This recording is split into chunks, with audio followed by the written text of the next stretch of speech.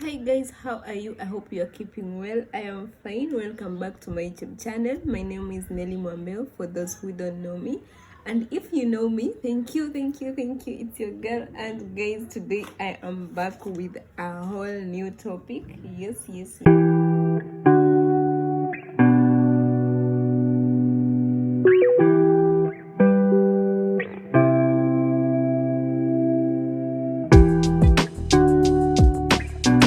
Kindly subscribe. We promised to have a discussion today, and yeah, it's definitely a financial topic, and it had to be financial discipline. You guys know that you have been having very bad spending habits. You'll know that you've been spending your money badly. It's not you alone, because I am also a victim, not only of circumstances, but a victim of habit and bad choices. Guys, so today we are going to be knowing how to have financial discipline, what you need to do in order to make sure that you're on the right track. Okay, then we just jump direct to the video, because I don't want to take much of your time, neither much of my time. So straight to point number one, we are going to be talking about budgeting. Budgeting. You hear me right? I said budgeting. Yes, so budgeting is a very crucial point when it comes to financial discipline, when you want to have discipline in terms of whichever money you get. So you need to create a budget. If you are a person who survives on a monthly budget, have a budget. Don't just be like, okay, this time I'm going to do this, and then you don't have a budget. You know you're not going to follow whatever you're saying. So just have a budget, because it will help you track how much your expenditure is, and it will also keep you in track with whatever you are earning, with how much money you are getting. So budget. Have a budget. It doesn't matter how tiny it is, doesn't matter how big it is, just make sure you have a budget. I just said have a budget. Yes, that is my number one point. Number two is your savings and emergency fund. Actually, I personally didn't know that emergency fund should be part of my budget until recently. Yes, so mostly when you're having your budget plan, you usually exclude things like emergency. Sorry for that. So make sure you have emergency. There are these things that normally come up in the middle of unplanned, like you just realize, you're being requested for 3,000. You need 5,000 urgently. You see, such kind of things. So having a emergency plan in your savings plan will really save you a lot. It will really save you a big deal. So anytime you make sure you have money, just make sure you have your savings and emergency fund sorted. Okay, so that is point number two. And point number three Point number three is a very crucial topic, a very crucial point. It's about debt management. When you talk about debt, these are, what should I say? Because at times it's not about money, but mostly, okay, let's just deal with money. This is money that does not belong to you. You owe people money. You have to pay those debts. You gotta pay those debts. Yeah, so anytime you have debts, how do you manage your debts? You make sure you pay people debts first. Don't get your money and you just go directly to Diani. Don't go on that trip before you make a deduction on that debt that you made with somebody or with a financial institution. And the better way to have a management on your debts is make sure you start paying from the first.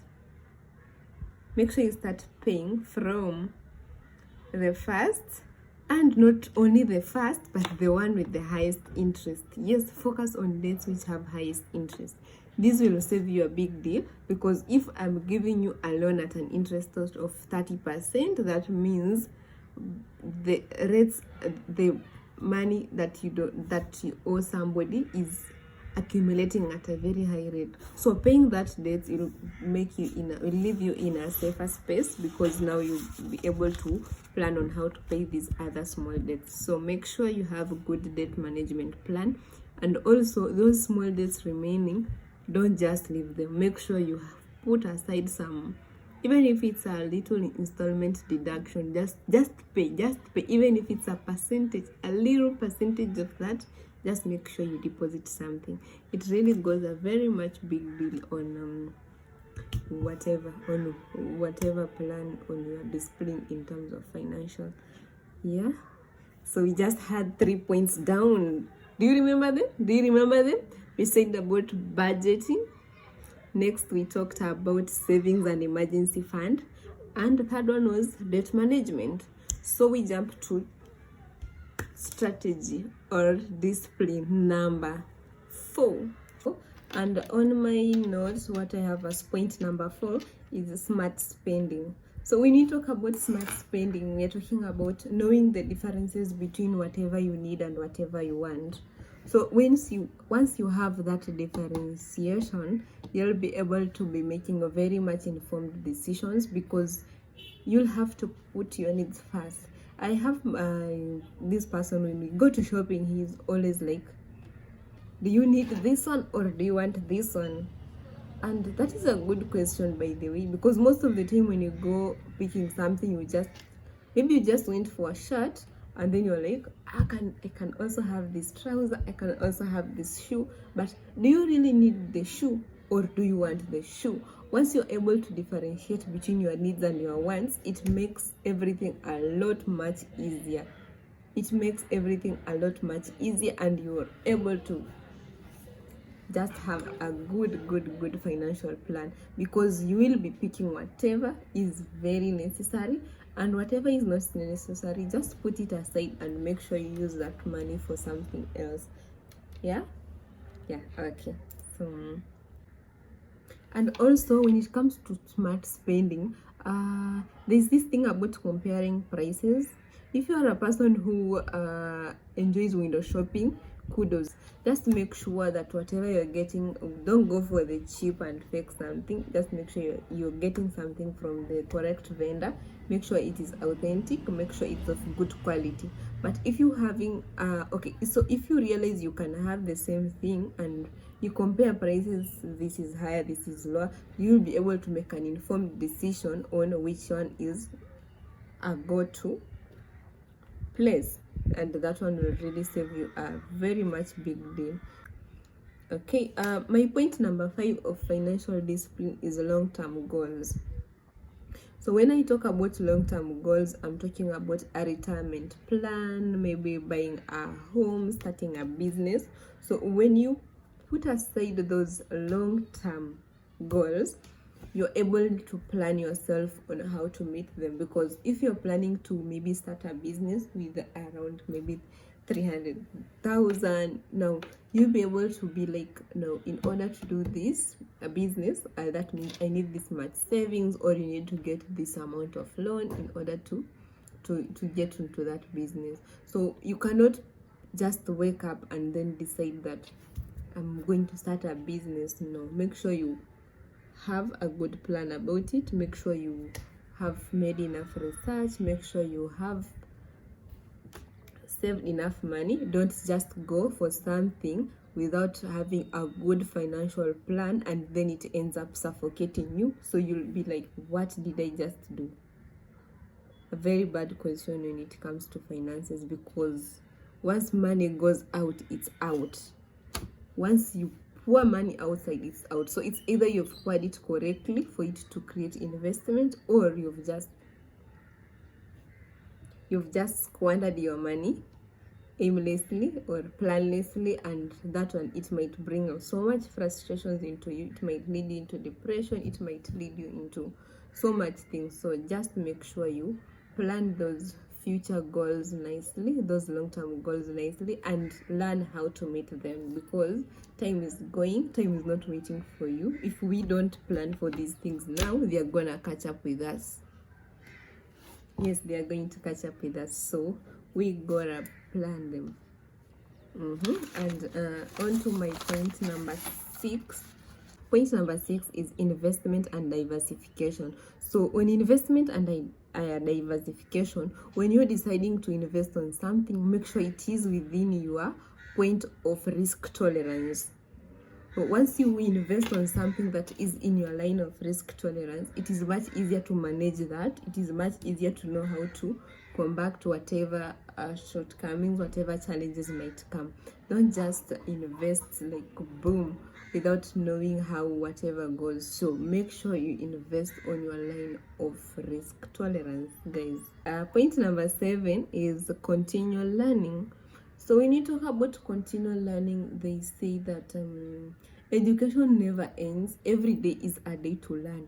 Every day is a day to learn. If you want to have a very nice financial discipline, you gotta be somebody who is ready to learn.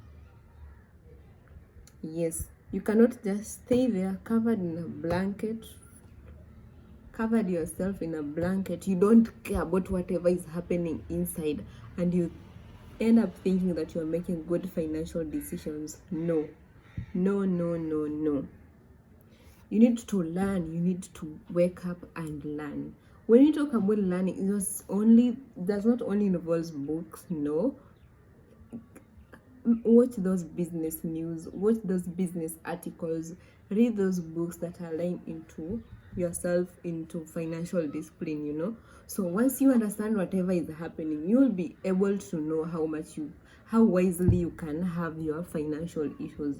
So please just make sure you have continued learning, because things are changing. You need to understand what is happening in the market. You need to understand what is happening politically, how are political issues going to affect your financial decisions, how the market, you gotta understand whatever is happening in the economy, whatever is happening around you, and whatever the people around you want or need. That is for investment issues. At anything for financial decisions, please just make sure you read. If you're not a reading person, nowadays you have so many podcasts you can listen while you're doing your chores, like washing dishes. Just put a podcast. You have a lot to learn. If you enjoy watching, once in a while, just open that educative channel. Just make sure you have a habit of not ending your day without learning something. Yeah, it's a good habit. I know most of you are wondering, Nelly, you're telling us this. Do you even read those? Do you even do that? I do so much research. I am a person who does so much research. You will find me watching news. I picked that from my dad. I will watch news. I will listen to articles. I read. Yeah, so just cultivate that culture. It is a really, really, really nice culture. And my last point on my financial discipline is patience and discipline. When you talk about patience and discipline, you realize most of us youths, we are not patient. We just want things to flow out so fast. But when you talk about financial discipline, you realize that being patient with yourself, being patient with your business, being patient with your plan is a very, very important thing for you to do, or it's a very important virtue for you to have. Because if you're not patient, it means that you will be starving to get into a level that you cannot be there at the moment. Just trust yourself, trust the process, guys. Let us trust the process. Things will align. We might not be there where we want to be tomorrow, but we are getting there. I believe. Are you a believer? I am a believer. If you believe, you can move the highest mountains. That's my favorite gospel song, by the way. I will play it 100 times. So just believe in yourself, believe in your craft, and stay consistent. Just stay consistent. Staying consistent, just one day mambo yatajipa tu, mambo yatajipa watu wangu, ama aje? Yes, so let us keep chasing that bag, let us keep chasing that money, but mostly importantly, let us not forget to have financial discipline. Stay disciplined, have a good character, because character not only starts with whatever you're doing around, but how you're spending your money. Yeah, so thank you very much, guys, for watching up to the end. I am really honored that you managed to listen on the best 8 strategies of your financial discipline. Thank you very much. I'll see you in the next video. Bye.